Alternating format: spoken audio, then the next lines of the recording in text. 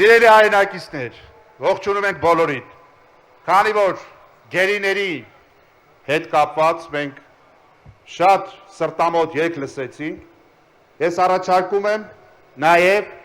մեկ րոպե լռությամբ հարգել հայրենիքի նահատակների հիշատակը։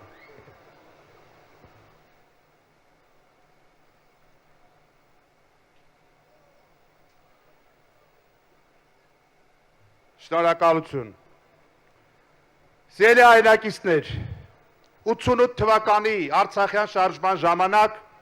ես 7 տարեկան էի ու հորս հետ գալիս էի հանրահավաք ու չէի կարող այդ ժամանակ պատկերացնել, որ տասնամյակներ անց մենք ունենալու ենք կորուսյալ Արցախ եւ վտանգված Հայաստանի Հանրապետություն։ Սակայն ի տարբերություն 90-ականների,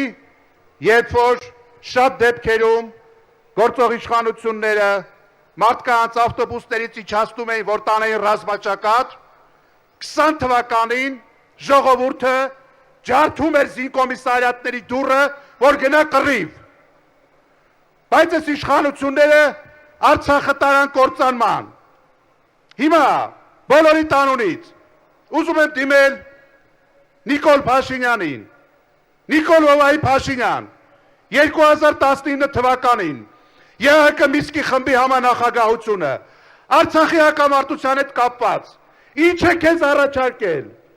Ինչ են առաջարկել, որ դու մերժել ես ու բանը տարել ես պատերազմի։ Այդ որ բողոքում ես, ասում ես ինչ եկել, չեմ եկել, ասում են հողերը տալիս է։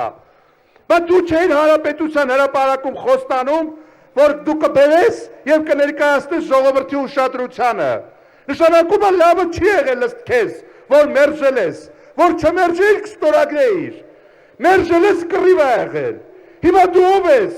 որ միանձնյա որոշեիր պատերազմ թե խաղաղություն։ Հիմա եկել ես այսօր խաղաղությունից ես խոսում։ Սիրելի հայրենակիցներ, ուրեմն ինչպես թաքուն պահեց 2019 թվականի ԵՀԿ Միսկի խմբի առաջարկը ու երկրի գլխին արհավիրք բերեց, նույնությամբ այսօր մշակել են սահմանադրական փոփոխությունների նախագիծ Ալիևի պատվերով ու ձեզանից թաքուն է պահում։ Եթե այդ սահմանադրությունը Ալիևի ու Էրդողանի պահանջով չի, եթե դու վախենալու բան չունես, եթե դու թաքցնելու բան չունես, երկու օրից ընտրություն է տեղի ունենալու։ Ինչի ես թաքուն պահում ժողովրդից։ Թաքուն ես պահում, որովհետև դու ուրացել ես Հայաստանի անկախության հռչակագիրը։ Հայաստանի անկախության հռչակագիրը ուրացել է մեկ մարդ, եւ այդ մեկ մարդը դու ես, եւ այդ մեկ մարդը դու ես, եւ այդ մեկ մարդը։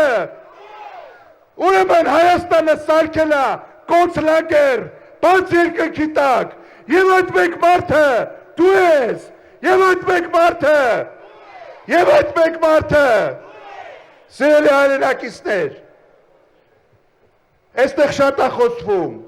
որ մեծ թվով մասնակցության դեպքում այս իշխանությունների ճանապարհը գծված է հեռանալու համար։ Տարբեր թվեր են նշում, բայց քանի որ սրանք թուրքի պահանջով ուրանում են նաև ցեղասպանությունը, ցեղասպանության 1.5 միլիոն նահատակներին, ուրեմն բոլորս հունիսի 7-ին նույն թվով 1.5 միլիոն հայ պետք է գնա դրա տեղամաս, 2.5 միլիոն քրյաթերթիկ, համարեք այդ 1.5-ը ամեն մեկը մի հատ մոմ եք վառում ցեղասպանության նահատակների համար։ Ուրեմն հունիսի 7-ին, համար 7-ին, հունիսի 7-ին, համար 7-ին,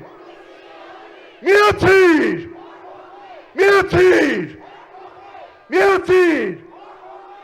ուրեմն փառք Հայաստանի երրորդ հանրապետությանը, փառք նահատակներին, փառք հայ առաքելական եկեղեցուն, փառք Հայաստանի երրորդ հանրապետության անկախության հռչակագրին, փառք հայոց եռագույնին, կեցցե Հայաստանի երրորդ Հանրապետությունը